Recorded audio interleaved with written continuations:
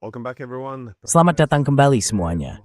Profesor Said Muhammad Marandi kembali bergabung dengan kami. Beliau adalah profesor dari Universitas Teheran dan juga penasihat tim perundingan nuklir Iran. Jadi terima kasih sudah kembali di program ini. Terima kasih banyak sudah mengundang saya, Glenn. Senang sekali Steve bisa bersama Anda.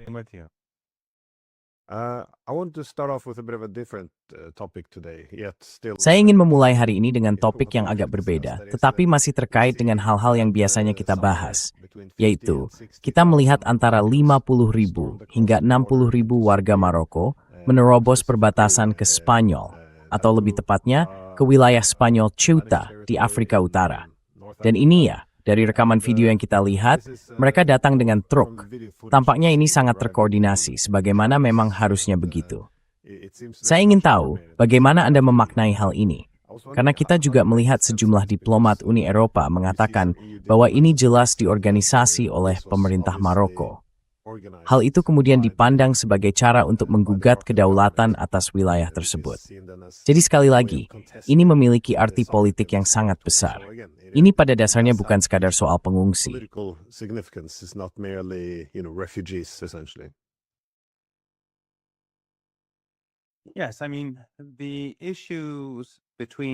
Ya, maksud saya, terlepas dari isu-isu antara Maroko dan Spanyol, waktunya menurut saya sangat penting. Ancaman yang dilontarkan Trump dan Netanyahu terhadap Spanyol, bahwa Spanyol akan membayar harga atas kebijakannya, serta adegan-adegan yang kita lihat, yang jelas menunjukkan bahwa ini dilakukan secara sistematis dan dengan cara yang sangat terorganisasi. Menurut saya, itu menunjukkan bahwa ini bukan sesuatu yang terjadi begitu saja, secara alami. Ini sangat berkaitan dengan fakta bahwa Spanyol menjalankan kebijakan yang agak berbeda dari negara-negara lain di Eropa, dan negara-negara lain yang oleh sebagian teman disebut sebagai Barat kolektif. Tentu saja, pihak lain akan mengatakan bahwa pemerintah Spanyol masih jauh dari cukup dalam bertindak. Tetapi bagaimanapun juga, apa yang telah dilakukannya telah menimbulkan kemarahan di kalangan politisi pro-Israel senior di Barat. Dan secara luas, seni dipergoks imawitamasful.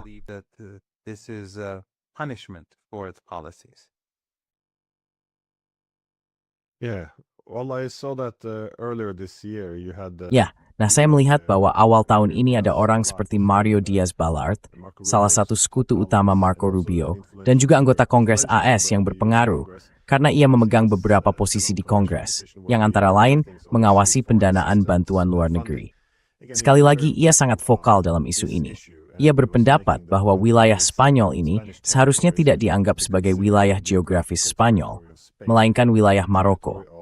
Dan sekali lagi, ini bukan soal pendirian berprinsipnya, atau pandangannya tentang sejarah maupun moralitas.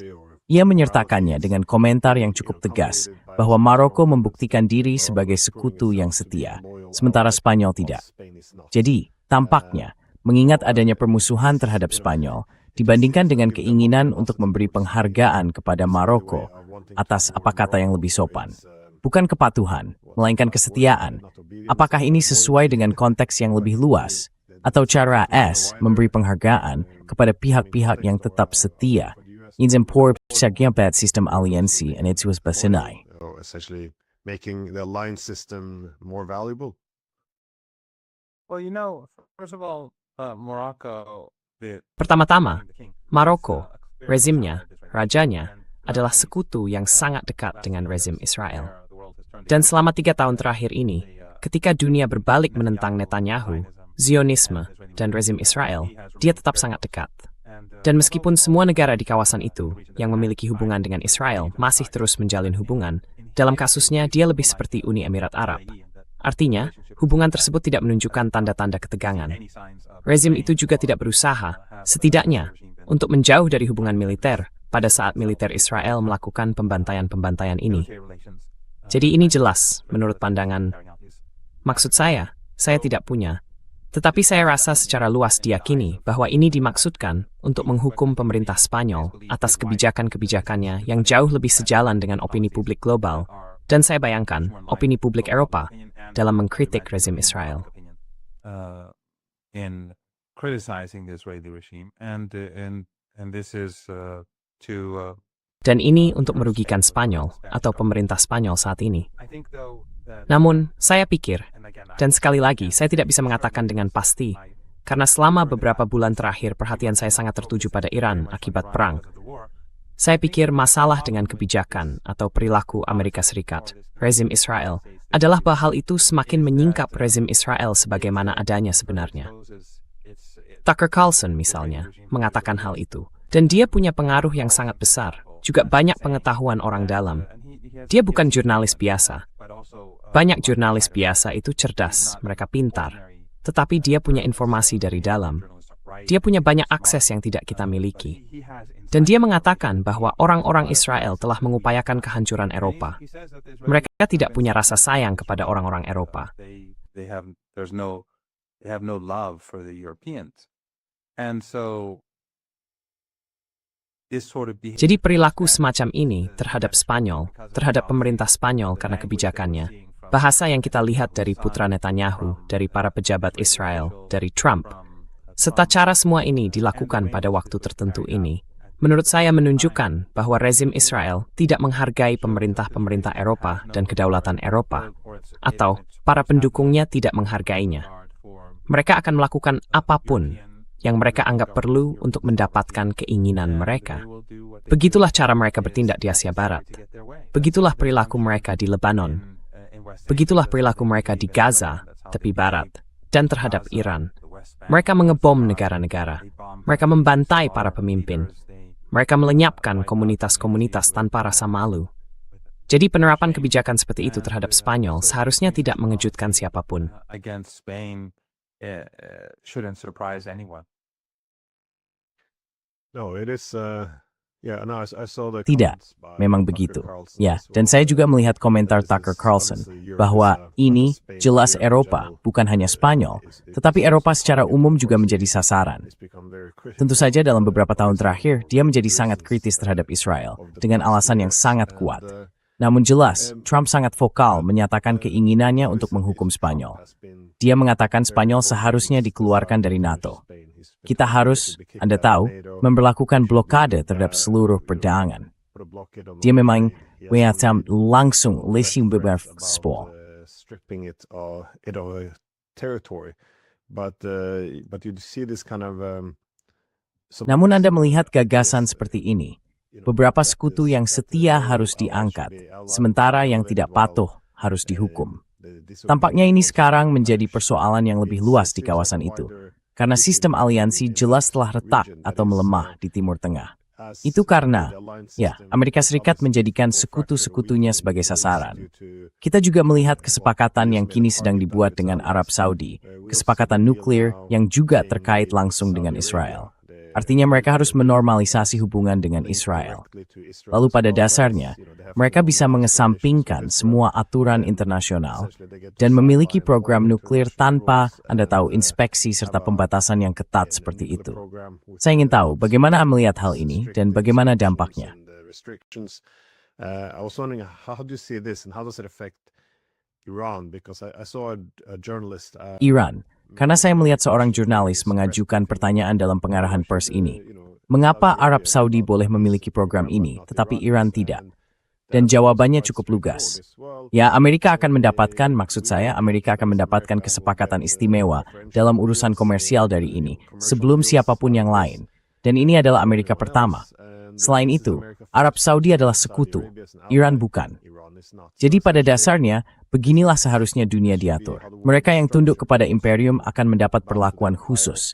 Mereka yang tidak, bahkan tidak akan memiliki hak-hak dalam perjanjian non-proliferasi, seperti memiliki program nuklir sipil. Menurut Anda, bagaimana ini akan memengaruhi, saya kira, proliferasi di kawasan yang lebih luas?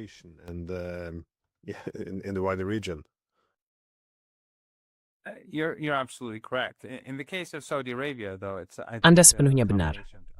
Namun dalam kasus Arab Saudi, menurut saya ini gabungan dari dua hal. Yang pertama adalah mentalitas yang tadi Anda tunjukkan dengan tepat. Tetapi ini juga soal kepentingan rezim Israel, yang bahkan diprioritaskan di atas prinsip America First. Karena pada akhirnya Trump atau pemerintah AS itu seperti pesulap. Mula-mula mereka merundingkan kesepakatan itu, saya kira, selama berbulan-bulan, kalau bukan bertahun-tahun. Lalu pada saat terakhir, setelah semuanya disepakati, seperti pesulap, Anda tahu, sekarang terlihat, sekarang hilang. Anda tidak bisa mendapatkan kesepakatan ini, kecuali jika Anda mengakui rezim Israel. Jadi bahkan di situ pun, kepentingan rezim Israel diprioritaskan di atas kepentingan Amerika Serikat. Namun terlepas dari itu, kebijakan AS memang seperti itu di mana-mana. Maksud saya, Greenland, Kanada, sikap permusuhan yang ditunjukkan Amerika Serikat melalui perang dagangnya dengan negara-negara Eropa. Trump tidak melihat atau tidak memandang Eropa dengan rasa hormat. Or does not view Europe with respect, and perhaps to a degree that is also in line with. Dan mungkin, sampai taraf tertentu, itu juga sejalan dengan kebijakan Israel karena, seperti yang dikatakan Tucker Carlson, Israel membenci orang-orang Eropa. Jadi, ketika Anda melihat bagaimana Gedung Putih di bawah Trump bersikap terhadap Arab Saudi, ada dua unsur. Pertama, America First, tetapi kemudian Israel First di atas America First. Lalu, menurut saya, itu sedikit membantu kita, atau setidaknya saya, untuk lebih memahami kebijakan Amerika Serikat terhadap Spanyol. Spanyol harus patuh kepada Amerika Serikat. Tetapi yang terutama, Spanyol harus mendukung rezim Israel dan kebijakannya. Amerika Serikat dan Israel bersedia bertindak sangat jauh untuk merugikan negara-negara lain. Tidak ada negara yang lebih memahami hal itu dari Lebanon, Yaman, Iran, atau Suriah.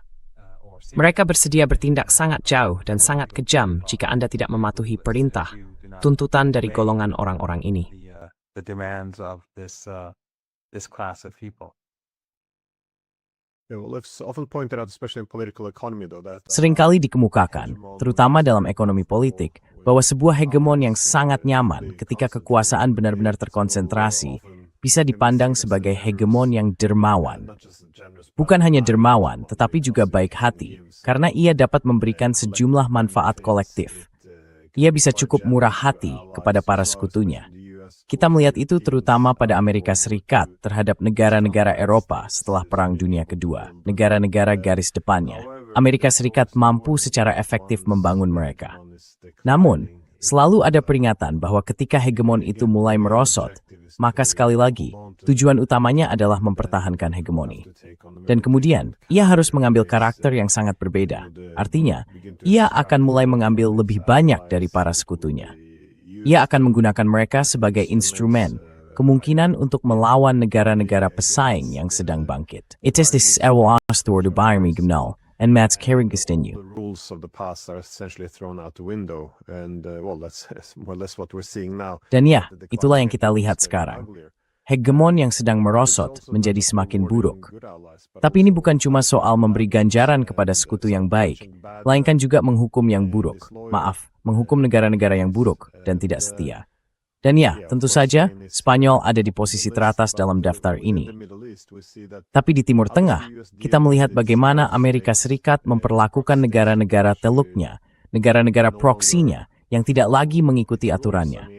Maksud saya baru melihat laporan tentang sebuah kapal tanker LNG Qatar yang menuju Pakistan, lalu diblokir oleh Amerika Serikat karena menggunakan koridor Iran. Dengan kata lain, kapal itu tidak mengikuti aturan Amerika Serikat, membuat kesepakatan secara mandiri tanpa Amerika Serikat. Bahkan sekutu-sekutu setia yang ikut serta dalam serangan terhadap Iran, kini juga dihukum. Menurut Anda, seberapa parah ini? This app tank will make into and ring embrace. It will probably have some effect, though, on their calculation, I assume. Oh yeah, I mean, you're absolutely correct. Oh ya, maksud saya Anda sepenuhnya benar. Dan di kawasan kami, Amerika Serikat semakin menjadi tidak toleran. Keadaannya sudah seperti itu sejak sangat lama, terutama di bawah Trump. Tetapi, kasus Qatar dan Pakistan sangat menarik. Iran mengatakan bahwa mereka tidak akan mengizinkan kapal-kapal melintas melalui Selat Hormuz, kecuali melalui koridor yang ditetapkan Iran. Itu adalah sesuatu yang telah disepakati dalam Memorandum Saling Pengertian, atau MOU. Iran seharusnya mengelola Selat Hormuz selama periode ketika MOU itu diterapkan. Dan tentu saja, Amerika kemudian memutuskan untuk melanggar MOU tersebut dan membuat koridor mereka sendiri, dengan bantuan pemerintah Qatar, Arab Saudi, dan Kuwait. Of Qatari and Saudi and Kuwaiti governments, and that's what led to the fighting that we have. Dan itulah yang memicu pertempuran yang kembali terjadi, pertempuran yang diperbarui, karena itu merupakan pelanggaran terhadap kesepakatan. Selama berhari-hari, Iran memperingatkan mereka agar tidak melakukan ini. Mereka mengabaikan Iran. Dan seperti semua pasal lain dalam nota kesepahaman itu, Amerika Serikat terus melanggar pasal 5. Maka kita berada di situasi seperti sekarang. Namun menariknya, yang ingin dilakukan Qatar hanyalah mengeluarkan kapal LNG-nya dari Teluk Persia dan membawanya ke Pakistan. Keduanya adalah sekutu Amerika Serikat. Pakistan telah bekerja sama erat dengan Amerika Serikat.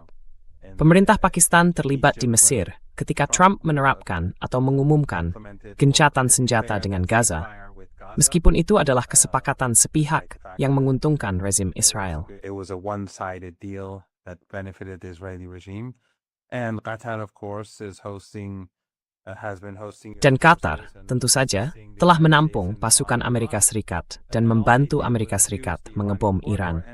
Dan yang mereka lakukan hanyalah menggunakan koridor Iran. Sejauh yang saya tahu, Iran saat ini tidak menerima apapun, tidak memungut biaya apapun dari kapal-kapal. Sampai 2 bulan itu berakhir, dari yang saya pahami, Iran tidak berencana memungut biaya. Jadi yang mereka lakukan hanyalah menggunakan koridor Iran untuk mengirim kapal dari Qatar ke Pakistan. Tetapi Amerika memblokirnya, dan sekarang kapal itu ditahan oleh Amerika Serikat. Jadi Amerika Serikat telah menghukum Qatar, yang selama ini setia hadiah pesawat Trump dari Qatar dan Pakistan, sekutu setia Qatar. Namun Amerika Serikat bertindak sangat jam terhadap sekutu-sekutunya, sejalan dengan apa yang Anda katakan beberapa menit lalu.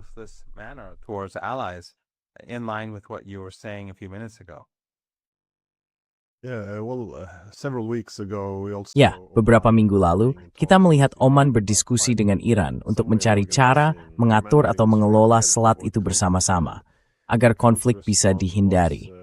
Dan respons Trump adalah, kalau mereka membuat kesepakatan dengan Iran, kami akan membom mereka. Maksudnya Oman. Ini cukup, seharusnya tidak lucu, tapi entah kenapa memang agak lucu. Maksud saya, begitulah cara Anda berbicara kepada negara-negara sahabat. Dan ya, ini menunjukkan bahwa Amerika Serikat sedang berada dalam masa yang sulit, karena seluruh tatanan dunia dibangun di sekitar supremasi global mereka. Dan itu sedang merosot. Lalu mereka mencari cara-cara baru untuk, saya kira, memperkuat kekuasaan itu. Jadi saya bukan membela apa yang mereka lakukan, tetapi kita bisa melihat posisi sulit yang mereka hadapi.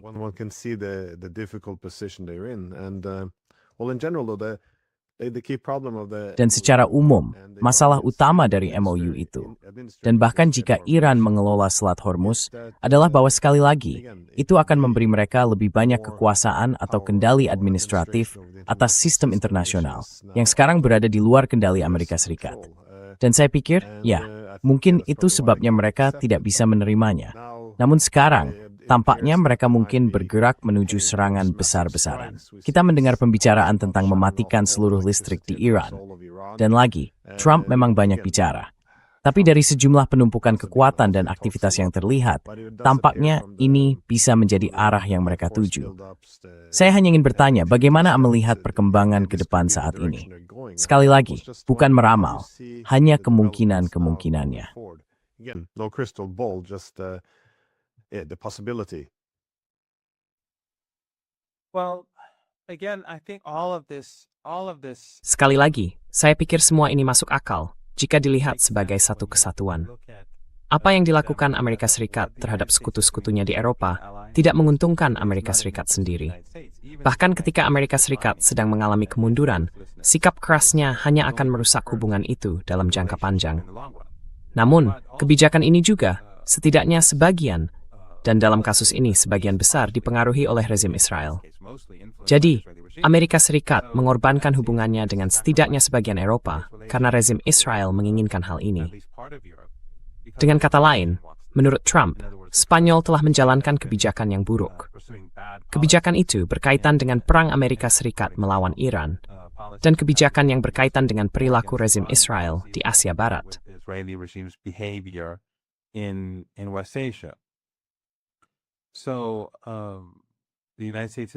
Jadi Amerika Serikat bersedia berkorban demi rezim Israel. Begitu juga di Teluk Persia, Qatar, yang merupakan rezim klien dan patuh kepada Amerika Serikat. Amerika Serikat telah memperoleh manfaat dari negara-negara di Teluk Persia ini jauh lebih besar daripada negara manapun.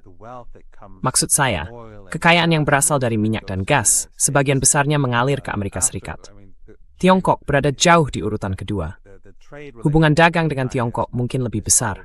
It's memperkaya mesti kebutuhan bercomtaf at forwardindenaf, saham, obligasi, dan pasar samahanda, setiap nomen teledikan yang berangka barat, wedus regit circuit. Mencuri Eurasia, stress semalin distukain. These countries are of great benefit to the United States, but the United States is willing to humiliate them. Namun Amerika Serikat bersedia mempermalukan mereka, merugikan mereka, seperti terhadap Saudi dan kesepakatan nuklir. Atau ketika Trump mengatakan bahwa Mohammed bin Salman bisa mencium pantatnya di hadapan. Saya kira setidaknya sejumlah besar warga Saudi di antara hadirin. Semua ini merugikan Amerika Serikat. Tetapi kalau Anda melihat gambaran yang lebih luas, ada unsur Israel di mana-mana. Kemanapun Anda melihat, ada Israel. Dan begitu juga dengan Pakistan. Maksud saya, Pakistan sedang berada dalam masalah besar. Ekonominya tidak berjalan baik. Pemerintah Pakistan, seperti yang saya katakan sebelumnya, adalah sekutu dekat Amerika Serikat. Trump dan para pemimpin Pakistan berteman. Tetapi Amerika Serikat bertindak seperti ini semata-mata karena Amerika Serikat memusuhi Iran.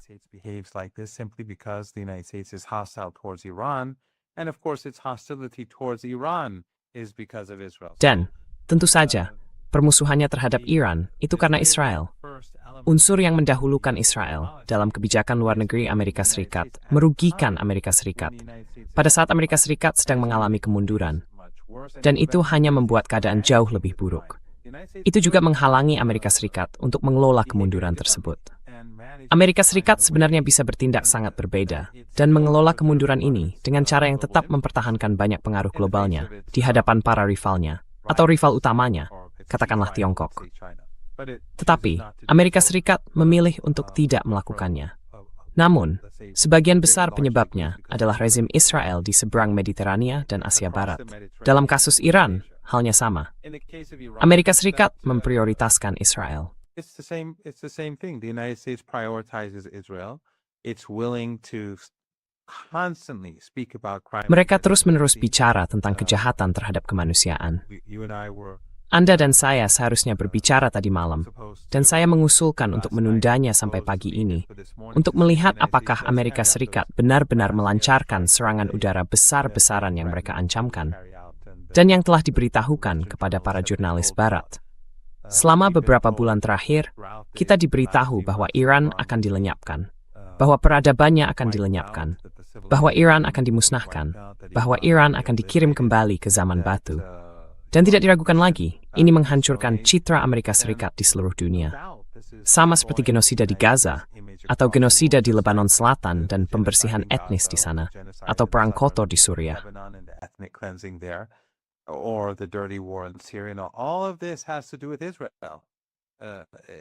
Semua ini berkaitan dengan Israel. Jika unsur Israel dihapus dari kebijakan luar negeri Amerika Serikat, hubungan antara Amerika Serikat dan negara-negara di kawasan ini, serta masyarakat di Asia Barat, Afrika Utara, dan Eropa Selatan, akan sangat berbeda dibandingkan dulu, maupun dibandingkan keadaan saat ini. Jadi menurut saya, sudah sangat jelas bahwa rezim Israel adalah beban bagi Amerika Serikat. Rezim itu bersifat merusak, sangat merusak, dalam kebijakan setiap Amerika Serikat, dan dia mampu Amerika Serikat untuk bertahan kekuatannya. Noon sekarang, is memiliki kekuatan, Amerika fine menghentikan Trump. In general, the Iranians have a policy of ignoring what Trump says. They're not going to getting back. Mereka tidak akan kembali melontarkan ancaman serangan besar terhadap Iran seperti pada awalnya. Selama perang 40 hari itu, ketika keadaan mulai memburuk, Amerika Serikat dan khususnya Trump mulai mengeluarkan ancaman terhadap Iran. Pada awalnya, dia mengira akan memenangkan perang itu dengan sangat mudah. Ya, tuntutannya adalah penyerahan tanpa syarat. Namun setelah seminggu, mungkin 2 minggu, menjadi jelas bahwa itu tidak akan terjadi. Lalu secara bertahap, menjadi jelas bahwa justru Iran yang memenangkan perang. Dan saat itu, kita harus ingat, Amerika Serikat belum mengalami kekurangan seperti yang kita dengar sekarang. Kekurangan rudal pencegat, dan misil itu belum dibicarakan. They weren't being discussed. The United States was firing missiles and using interceptors.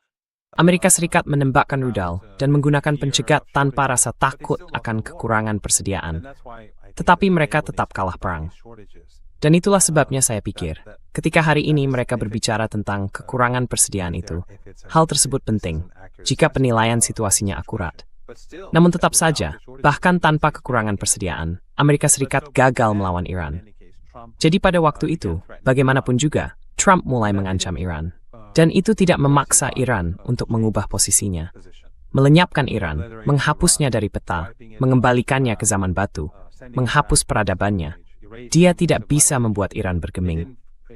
Dan seperti yang kita lihat dalam beberapa hari terakhir, ancaman telah dibuat terhadap Iran untuk menghancurkan jaringan listriknya, untuk berulang kali menghancurkan jembatan-jembatannya. Grid to destroy its bridges repeatedly. These threats have been made in the last night. Ancaman-ancaman ini sudah disampaikan. Lalu tadi malam, kami diberitahu bahwa mereka sudah sangat dekat untuk melancarkan operasi ini. Dan tentu saja ini akhir pekan. Jadi kami menunggu untuk melihat apa yang akan dia lakukan. Tetapi itu tidak mengubah posisi Iran. Dan itu karena Iran bertekad, apapun yang terjadi, bagaimanapun keadaannya, bahwa jika Amerika Serikat mulai membombardir infrastruktur penting Iran, Anda tahu, ada pembicaraan tentang menghancurkan pembangkit listrik Teheran. Itu berarti membiarkan sebuah kota berpenduduk, entah 14 atau 15 juta orang, tergantung waktu dalam sehari, tanpa listrik. Rumah sakit tanpa listrik. Itu berarti banyak bayi akan meninggal, anak-anak akan meninggal. Itu akan menimbulkan kesulitan yang sangat besar bagi rakyat Iran biasa. Hardship for ordinary Iranians. The same Iranians that, by the way, the Americans pretended that they wanted to. Orang-orang Iran yang sama, yang omong-omong, katanya ingin diselamatkan Amerika dari rezim jahat.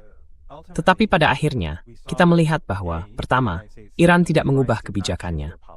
Mereka tetap berpegang pada posisi mereka. Artinya, jika Amerika Serikat semalam melancarkan serangan terhadap Iran, Iran akan terus bertempur. Yang akan mereka lakukan adalah membalas dengan menyerang Irak, Kuwait, Uni Emirat Arab, rezim Israel, Arab Saudi, Bahrain, Qatar, dan seterusnya, atas peran yang mereka mainkan dalam hal ini. Mungkin juga Oman dan mungkin Yordania, atas peran yang kemainkan dalam perang yang merusak ini.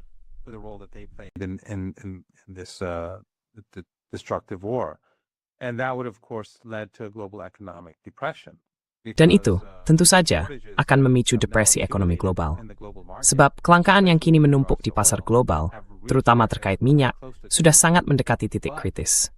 Namun, jika orang-orang tiba-tiba pada suatu pagi melihat gambar-gambar kebakaran yang berkobar di seluruh kawasan, pembangkit listrik hancur, instalasi desalinasi hancur, serta fasilitas minyak dan gas hancur, itu akan langsung memicu kepanikan di pasar.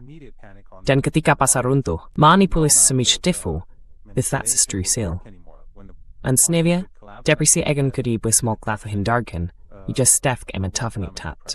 Inevitable and it would come in and strike very swiftly.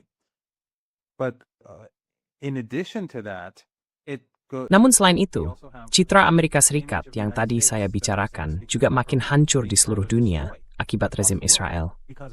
Jadi, menyerang infrastruktur vital Iran, atau mengancam akan menyerang infrastruktur vital Iran, kini sudah menjadi sesuatu yang dinormalisasi. Orang-orang mendengarnya setiap hari. Itu tidak membantu Amerika Serikat. Itu menghancurkan Amerika Serikat. Terlepas dari apakah seseorang percaya pada Amerika Serikat, atau apakah hegemoni Amerika Serikat itu baik hati atau tidak, citra Amerika Serikat di bawah Obama, Clinton, bahkan Bush atau Reagan dibanding dengan citranya saat ini.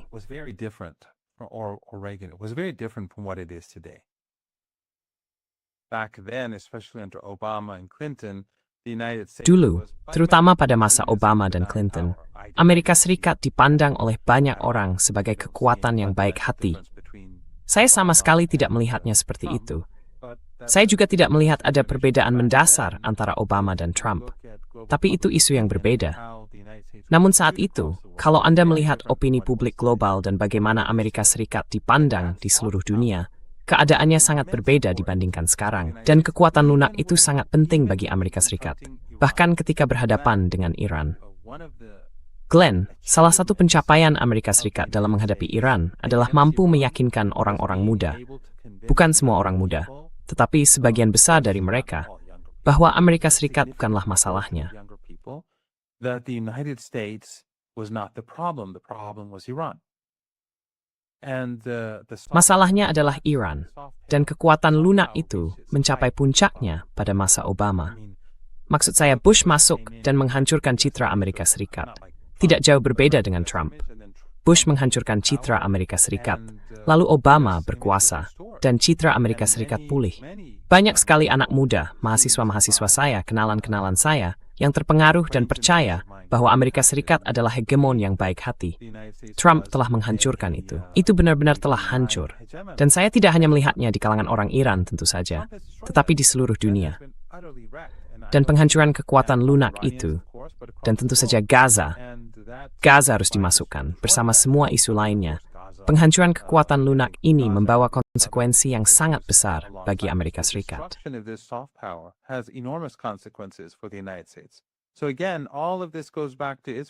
Jadi sekali lagi, semua ini kembali pada Israel dan rezim Israel. Terlepas dari apapun pendapat Anda tentang Amerika Serikat, rezim Israel tidak lain hanyalah beban bagi imperium dan tidak melakukan apapun selain merugikan Amerika Serikat. Itu bukan aset, apapun yang mereka katakan.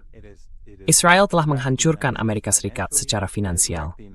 Dari perspektif ekonomi dan dari perspektif kekuatan lunak, Israel benar-benar telah meluluh lantakkan Amerika Serikat. Saya tu ahid. En het zo bijzijn thuis bij mij vrouw te vlammen vandaag nieuws akan sloth tu. Jelas ngi, baham desa just step withinnya. It's clear as day that this is the case. Yeah, the soft power issue I think is gonna... Isu kekuatan lunak, menurut saya, sudah mulai terlihat. Lalu apa yang Anda katakan tentang kaum muda Iran? Saya mendengar komentar serupa dari Rusia.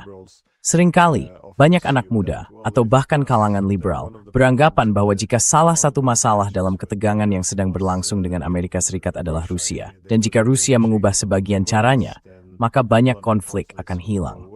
Saya rasa sekarang sudah tidak ada lagi yang percaya pada itu. Bahwa masalahnya bukan karakter internal negara tersebut.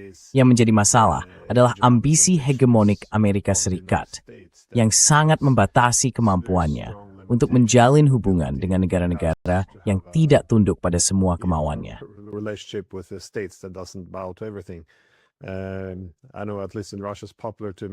Saya tahu, setidaknya di Rusia ada pandangan yang populer bahwa Amerika tidak punya sekutu. Amerika punya negara-negara bawahan. Dan sekarang Amerika sendiri, menurut saya sedang menunjukkan hal itu, terutama di Timur Tengah. Meski bukan hanya di sana. Dan soal kekuatan lunak, lihatlah, apa yang bisa dilakukan Amerika Serikat terhadap para pemimpin adalah satu hal. Maksud saya, Anda melihat Trump bisa mengancam Spanyol di depan orang-orang seperti Mark Rutte atau Friedrich Merz, dan mereka tidak mengatakan apa-apa. Jadi mereka akan memprioritaskan, Anda tahu, untuk menyenangkan Amerika Serikat. Tetapi seperti yang Anda katakan, inti dari kekuatan lunak adalah, ya, Anda bisa punya kelas politik yang patuh. Namun di bawahnya, di luar itu, Anda melihat sesuatu yang sangat berbeda.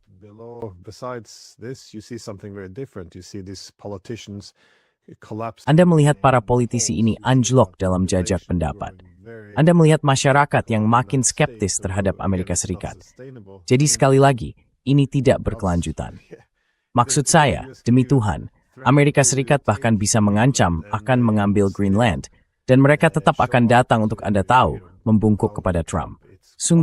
Sungguh luar biasa melihat para pemimpin Anda sendiri bukan hanya mengabaikan kepentingan nasional, tetapi juga segala tanda martabat. Tapi, ya, Ingskilanden, ketika Anda punya garis depan, maaf menyela Glenn, maaf menyela.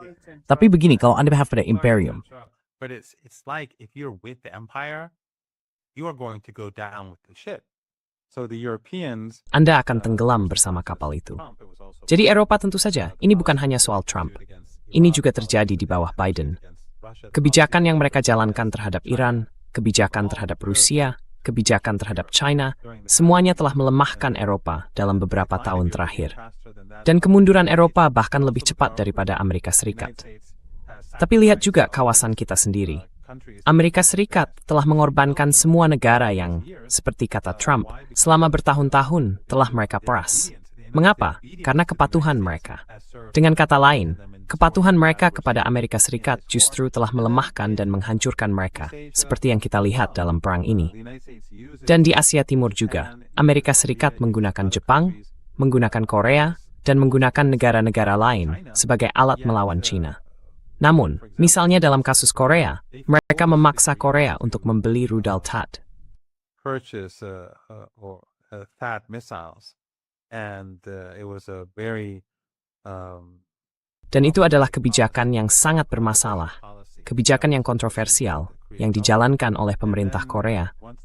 Lalu setelah mereka dipasang, Amerika Serikat mengambilnya dan memberikannya kepada Israel. Jadi orang Korea menanggung biaya politik dan biaya finansial saya kira, serta mematuhi kebijakan Amerika Serikat. Tetapi mereka tetap dirugikan. Jadi Amerika Serikat menunjukkan bahwa dengan menjadi sekutu Amerika Serikat, Anda tidak dibantu, melainkan dirugikan. Lalu Amerika Serikat memberlakukan undang-undang terkait produksi chip dan juga kebijakan terkait industri yang sama sekali tidak mempertimbangkan sekutu seperti Korea maupun negara-negara Eropa. Jadi, tampaknya, kalau Anda tetap bersama kekaisaran, Andalah yang kalah. Anda terluka, Anda menderita akibatnya. Anda tidak memperoleh manfaat dari berada di bawah Trump, rezim Trump, atau Amerika Serikat. to Trump or the Trump regime or the United States. Well, this is yes, that problem with the declining Ya, ini memang masalah hegemoni yang sedang menurun.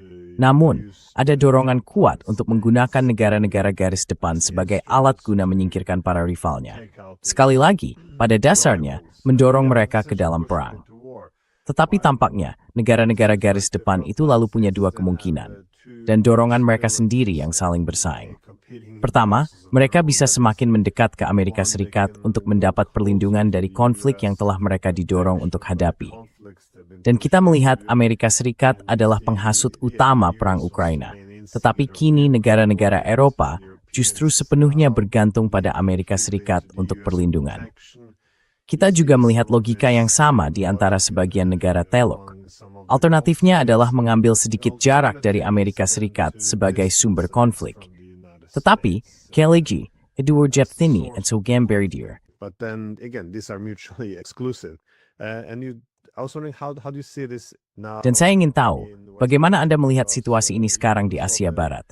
Karena Anda mungkin melihat surat terbuka yang ditandatangani ratusan politikus dan tokoh masyarakat Yordania. Intinya, mereka seharusnya menjaga jarak, atau setidaknya meminta pasukan Amerika Serikat meninggalkan negara itu, karena hal itu membawa kekacauan bagi negara tersebut.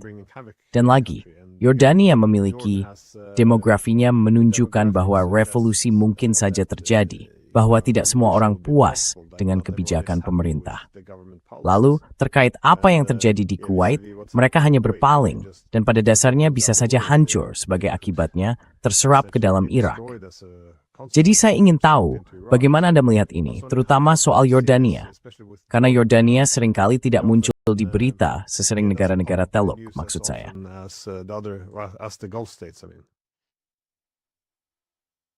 It is going to be, I think, Akan terjadi.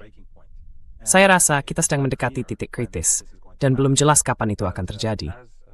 Tetapi seiring waktu berjalan, semua pemerintah yang loyal kepada Amerika Serikat, yang menjadi sekutu Amerika Serikat di seluruh kawasan kita dan Afrika Utara, akan semakin sulit bagi banyak dari mereka untuk melanjutkan kebijakan-kebijakan ini. Mereka bersifat otoriter. Mereka adalah negara polisi. Dan mereka mendapat dukungan dari badan-badan intelijen Barat untuk mempertahankan kekuasaan. Tetapi, ketika kita kembali melihat apa yang disebut musim semi Arab atau kebangkitan yang terjadi setelah sebuah insiden di Tunisia dan kemudian memicu gejolak di seluruh kawasan, saya rasa pada saat itu sudah jelas betapa rapuhnya banyak rezim tersebut. back then I think it was clear how fragile many of these regimes were, and of course the oil and gas rich countries and Dan tentu saja, negara-negara kaya minyak dan gas di Teluk Persia berusaha mengendalikan gelombang ketidakpuasan rakyat ini dengan menghancurkan Libya, lalu menghancurkan Suriah, dan mengalihkan perhatian dari rezim-rezim otoriter mereka sendiri. Dan tentu saja, dalam jangka panjang, ini sejalan dengan kepentingan imperium. Namun menurut saya, situasi saat ini jauh lebih rapuh dibandingkan waktu itu. Dan meskipun Amerika Serikat, para jurnalis Barat, dan para diplomat Barat suka berpikir bahwa semuanya baik-baik saja di negara-negara ini, tingkat ketidakpuasannya sangat besar. Anda bisa sedikit melihatnya. Memang ini tidak ilmiah, tetapi Anda bisa melihatnya dari kolom komentar di media Arab, arus utama yang dimiliki oleh kediktatoran-kediktatoran ini. Qatar punya kerajaan media yang sangat besar. Saudi punya kerajaan media yang sangat besar. Uni Emirat Arab punya kerajaan media yang sangat besar. The Emiratis have a huge media empire. They may be different from one another, but they all Mereka mungkin berbeda satu sama lain, tetapi semuanya sejalan dengan Amerika Serikat. Semuanya juga sejalan dengan kepentingan Barat yang lebih luas. Tetapi kalau Anda melihat opini publik di dunia Arab, mereka berpihak pada perlawanan. Mereka memihak Iran. Mereka bersorak untuk Iran ketika Iran menembakkan rudal ke aset-aset Amerika Serikat di negara-negara ini. Jadi jelas, sektarianisme yang dipromosikan negara-negara ini, rasisme yang disebarkan oleh media mereka, oleh imperium-imperium ini, bukan hanya Al Jazeera, Al Arabiya, atau Sky News Arabic atau semacamnya. Mereka benar-benar punya ribuan jenis saluran media yang berbeda untuk digunakan. Juga pusat-pusat kebudayaan atau apa yang disebut pusat-pusat keagamaan yang mereka gunakan untuk membangun narasi mereka. Tetapi tetap saja, sebagian besar masyarakat terlihat mendukung perlawanan. Dan menurut saya, itu adalah tanda besar adanya ketidakpuasan. The Novi Strait Memening. And that's going to be a major problem for people in Jordan to make such. Bagi masyarakat di Yordania, mengeluarkan pernyataan seperti itu di bawah pemerintahan seperti itu menunjukkan betapa tidak puasnya mereka. Dan seringkali di permukaan semuanya tampak sangat normal. Namun, banyak sekali hal yang terjadi di balik permukaan. Dan sekali lagi, ketika apa yang disebut musim semi Arab terjadi, tidak ada yang memprediksinya, atau hanya sangat sedikit orang yang memprediksinya. Padahal saat itu, semuanya tampak berjalan sangat normal. Lalu, dalam waktu yang sangat singkat, terjadi kekacauan dari Semenanjung Arab, Asia Barat, hingga Afrika Utara. Dan Israel ketakutan. Pada akhirnya, Barat memang berhasil mengendalikannya. Namun, mereka hanya membuat situasi di kawasan itu menjadi lebih buruk. Dengan kata lain, mereka menunda masalah dengan menghancurkan sebagian besar Asia Barat dan Afrika Utara. Tetapi, mereka tidak menyelesaikan masalah bagi kekaisaran itu. But they did not solve the problem for the empire. And I think today things are far more dangerous. Dan saya pikir, saat ini keadaan jauh lebih berbahaya bagi Amerika Serikat dan rezim Israel. Jauh lebih berbahaya dibandingkan dulu, terutama karena mereka kini semakin mengalami kemunduran. Karena itu, kemampuan mereka untuk mempertahankan hegemoni jauh lebih terbatas daripada sebelumnya, seperti yang kita lihat dalam perang ini. Perang dengan Iran, menurut saya, sudah jelas, atau semakin jelas, karena untuk pertama kalinya, perang itu menunjukkan bahwa Amerika Serikat dipandang tidak mampu. Maksud saya, kita tahu Amerika Serikat gagal di Irak dan Afghanistan. Sebagian besar, omong-omong, karena Jenderal Soleimani dan kebijakan Iran yang mendukung perlawanan di Irak dan Afghanistan.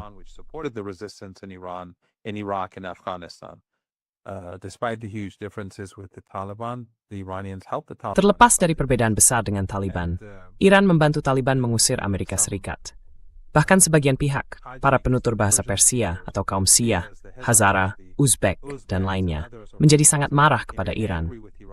Namun Iran meyakini bahwa prioritasnya adalah mengalahkan imperium, sebagaimana kebijakannya di Suriah juga bertujuan mengalahkan imperium. Di Suriah, sebagian dari orang-orang ini menjadi sangat sektarian dan percaya bahwa Iran menjalankan sebuah kebijakan sektarian. Padahal tidak. Mereka mendukung Amerika Serikat dan menggunakan kebijakan sektarian dalam dukungan mereka terhadap kebijakan AS. Namun, di Suriah dan Afghanistan, Iran sedang melawan imperium. Iran was pushing back against the empire. So the United States failure in Afghanistan and Jadi, kegagalan Amerika Serikat di Afghanistan dan Irak memang jelas, dan tentu saja Iran juga memainkan perannya. Tetapi kekalahan ini sangat berbeda dari kekalahan yang dialami Amerika Serikat di sana. Di sini, Amerika Serikat bahkan tidak pernah mendekati Teheran.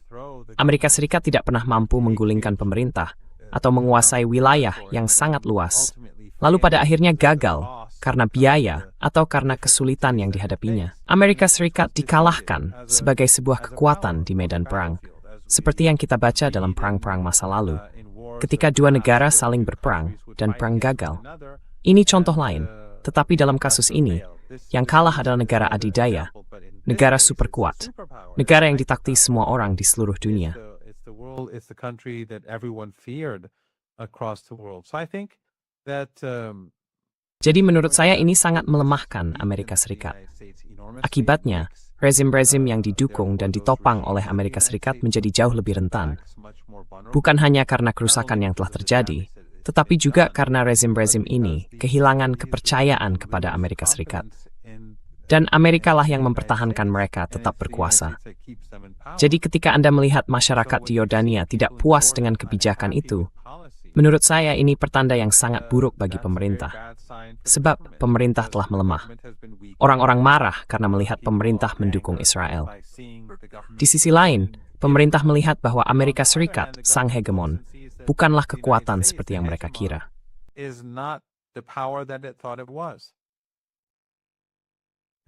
Well, on the topic of Jordan though, Nah, soal Yordania, kita melihat salah satu alasan mengapa Trump kembali begitu marah dan ingin mengebom seluruh Iran, melumpuhkan listriknya, adalah karena serangan yang dilakukan Iran terhadap pangkalan-pangkalan di Yordania.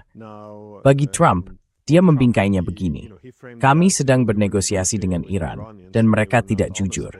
Mereka menyerang kami tiba-tiba. Saya sendiri tidak tahu bahwa negosiasi itu sedang berlangsung, atau bahkan serius sama sekali. Namun tampaknya sumber kemarahannya adalah bahwa Trump telah memutuskan, oke, sekarang kita akan menghentikan pengeboman. Jadi Iran juga harus menghentikannya. Seolah-olah Iran hanya boleh membalas secara proporsional terhadap apa yang dilakukan Amerika Serikat. Saya kira, kalau saya orang Iran, saya akan khawatir menjadi terlalu mudah ditebak dengan cara seperti itu. Karena dengan begitu, Anda menyerahkan seluruh kendali eskalasi kepada Amerika. Saya juga ingin tahu bagaimana Anda menafsirkan peristiwa itu, karena, ya, atau kita bisa saja menerima kata-kata Trump begitu saja. Tetapi bagaimana Anda melihatnya?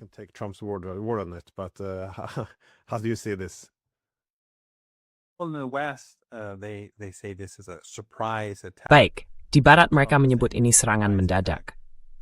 Dan Trump mengatakan, serangan mendadak ini bukan berarti dilakukan secara rahasia, melainkan sesuatu yang tak terduga, sesuatu yang seharusnya tidak terjadi. Ini bukan hal yang normal untuk terjadi.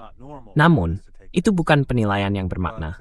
Amerika Serikat telah melancarkan perang terhadap Iran, dan kita sedang berperang. Amerika Serikat telah memulai kembali perang setelah melanggar semua komitmennya dalam nota kesepahaman, menyerang Iran selama 30 hari, lalu tiba-tiba berhenti selama 3 hari. Amerika Serikat tidak menentukan kapan ada gencatan senjata dan kapan perang dimulai. Tidak ada gencatan senjata antara Iran dan Amerika Serikat. There is no ceasefire between Iran and the United States. And of course, as we speak, the United States has imposed a siege on Iran. Dan tentu saja, saat kita berbicara, Amerika Serikat telah memperlakukan pengepungan terhadap pelabuhan-pelabuhan Iran dan Selat Hormuz. Jadi itu adalah tindakan perang, dan tindakan perang yang ditujukan kepada rakyat Iran biasa. Iran telah sangat jelas bahwa ketika mereka menyerang aset-aset Amerika Serikat di Yordania, itu adalah hak mereka, dan mereka akan terus melakukannya kapanpun diperlukan. Ini terjadi pada saat rezim Israel, Netanyahu, dan Trump akan berbicara dan mengambil keputusan. Dalam hal ini, Iran mengirimkan pesan kepada Amerika Serikat dan rezim Israel bahwa mereka yakin posisi mereka. Mereka akan menyusun respon mereka senggapnya tepat.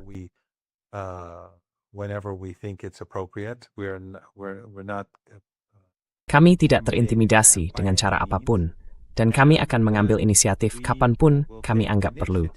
Selain itu, Amerika Serikat telah mengerahkan pasukan di Yordania.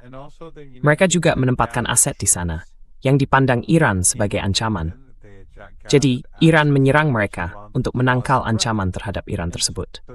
Sekali lagi, ini mengirim pesan kepada Amerika Serikat bahwa Anda tidak bisa begitu saja mengumpulkan pasukan dan peralatan Anda, lalu mengancam Iran. Sementara, hanya duduk diam dan menunggu sampai Anda menyerang lebih dulu. Tidak. Iran tidak akan menunggu karena kami sedang berperang. Karena perang sudah dimulai. Karena tidak ada gencatan senjata. karena Anda sedang melancarkan perang terhadap kami. Jadi kami akan melakukan serangan ini.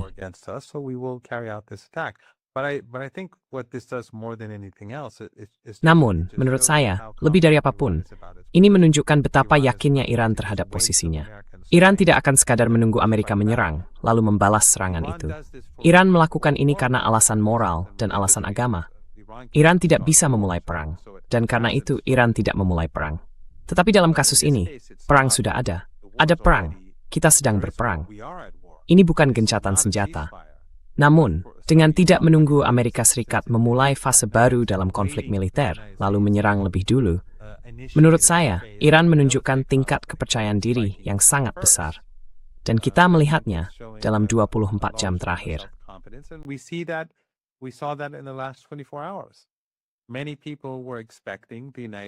Banyak orang memperkirakan Amerika Serikat akan melancarkan serangan serius terhadap Iran tadi malam dan melumpuhkan listrik kami. Kalau itu terjadi, mungkin Anda dan saya tidak akan bisa melakukan percakapan ini sekarang. Tetapi, itu tidak mengubah posisi Iran. Iran mengatakan, jika kalian menyerang, kami akan membalas. Jadi itu menunjukkan kepercayaan diri Iran. Dan serangan terhadap Yordania, sekali lagi, juga menunjukkan kepercayaan diri Iran. Dari sisi militer, itu memengaruhi strength.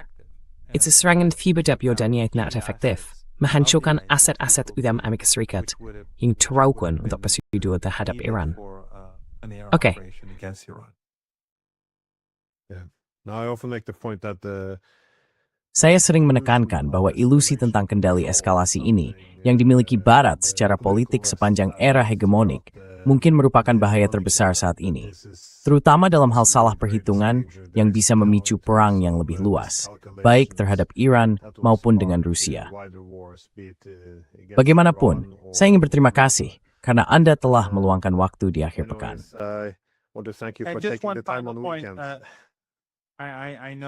Dan satu poin terakhir, saya akan menyampaikannya sangat singkat, tapi ini satu poin terakhir. Kesalahan perhitungan lainnya terkait Yaman. Serangan terhadap bandara Yaman telah membuat Yaman membalas menyerang Arab Saudi. Lalu Yaman mengatakan, baik, kami tidak akan lagi menerima pengepungan terhadap perempuan dan anak-anak kami. Jadi mereka memberlakukan pengepungan balasan terhadap Arab Saudi. Sekarang Arab Saudi bisa membentuk koalisi negara-negara. Namun tentu saja, itu akan menjadi koalisi yang tidak bermoral. Karena Saudilah yang telah melakukan genosida terhadap Yaman. Dan Saudilah yang selama bertahun-tahun memberlakukan pengepungan terhadap perempuan dan anak-anak Yaman.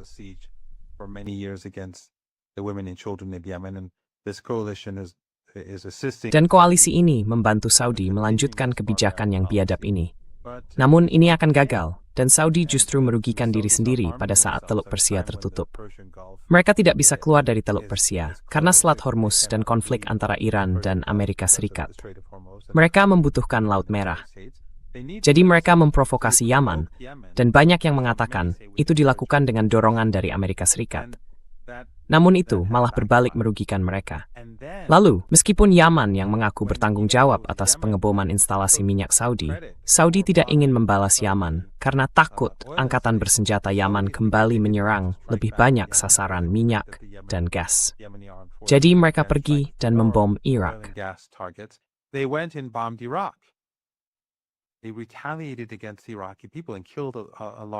Mereka membalas terhadap rakyat Irak dan membunuh sejumlah besar orang. Dan itu telah memicu kemarahan di seluruh Irak. Sekarang orang-orang Irak mengatakan mereka akan membalas.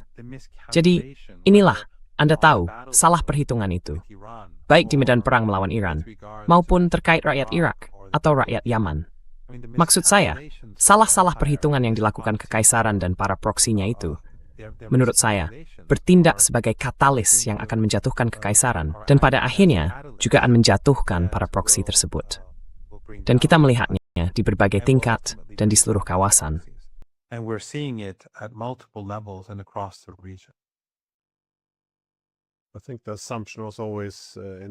Saya rasa, setidaknya di era hegemonik, asumsi yang selalu ada ketika membom sejumlah negara adalah bahwa pada dasarnya ini serangan untuk memberi mereka luka ringan.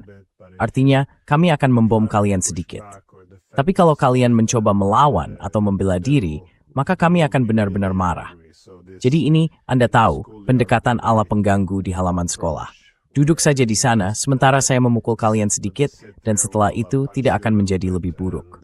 It's a silly to melihat Trump memain kuling. And must have YouTube borst. We had to beramini merenli in the law, and tis bit to which it if ways of fukuraka. If they dare to do this or that, then I'm really gonna destroy them. But as long as one, yeah. Namun selama orang tidak menghindar untuk melawan, tampaknya itu tidak lagi berhasil. Dan saya pikir, pada akhirnya, ini juga bisa baik bagi Amerika Serikat, sebagai pelajaran bahwa negara itu harus menyesuaikan diri dengan realitas baru, dengan distribusi kekuasaan yang baru. Hal yang sama berlaku bagi orang Eropa. Berpura-pura hidup dalam momen unipolar, padahal Anda sudah berada di dunia multipolar, itu sangat merusak. Jadi semoga akan ada kurva pembelajaran yang tajam. Itu Robert Hatter, strength hand semua and hitter. Remember sakit simin sepuha, mengkhususkan lagi waktu di akhir pekan. Dah, let's see, terima kasih. Time out of your weekend, so thanks again. Terima kasih banyak sudah mengundang saya. Senang sekali bisa hadir, Pak. Pleasure, Pat.